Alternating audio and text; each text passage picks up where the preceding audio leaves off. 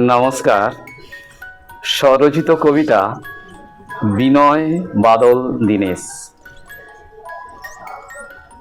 স্বাধীনতার ইতিহাস একটু ঘাটলে বিনয় বাদল দীনেশের কথা অবশ্যই আসবে।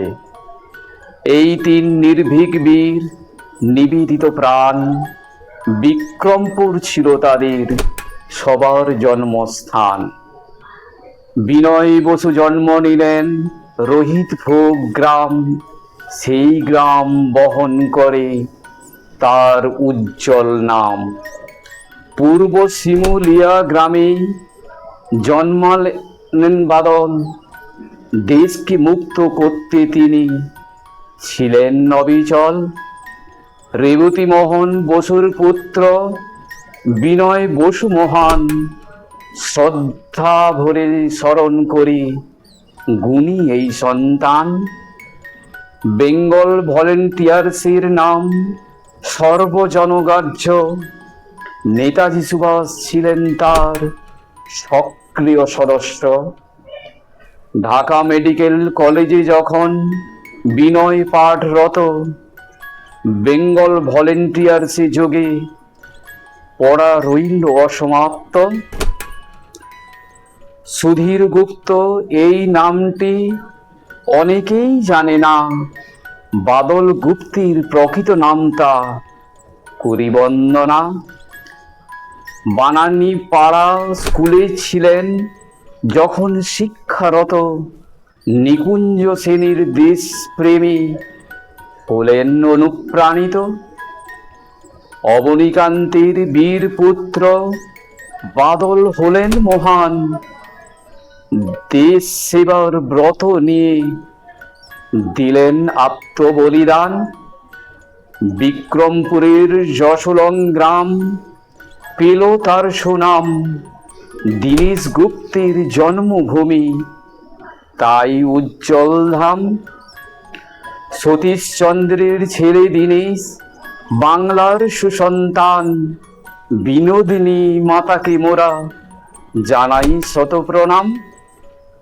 যখন বাড়ল রাজবন্দি ও ব্রিটিশ অত্যাচার, বেঙ্গল ভলেন্টিয়ার্সে তারা এলেন বারবার।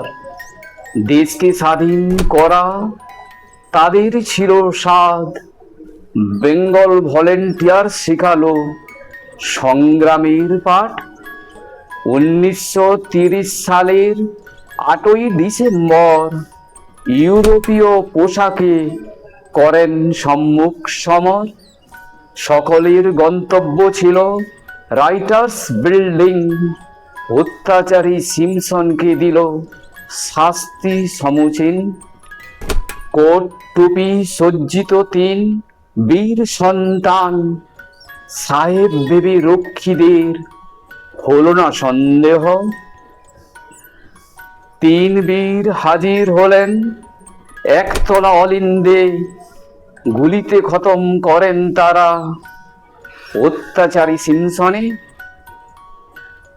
নিরাপত্তা রক্ষীরা সব ঘিরল অলিন্দ, সচিবালয়ে শুরু হলো কঠিন সংঘর্ষ। আত্মবলিদান দিতে বাদল সায়ানাইড খেলেন, তৎক্ষণাৎ অলিন্দে তিনি পরাগতি লাভ করেন। বিনয় ও দীনেশ নিজের মাথায় চালালেন গুলি, গুরুতর আহত তারা হাসপাতালে ভর্তি।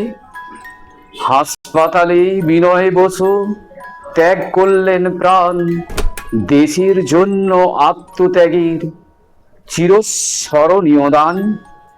দীনেশ গুপ্ত বন্দী হলেন ব্রিটিশ জামানায়, বিচারে তার ফাঁসির আদেশ দিল বিচারালয়। 7ই জুলাই 1931 সনে ফাঁসিতে মৃত্যুবরণ করেন আলিপুর জেলে। বাংলার এই বিপ্লবীদের দিতে মর্যাদা ও সম্মান, ডালহৌসি স্কোয়ার হলো বিবিডি বাগনাম।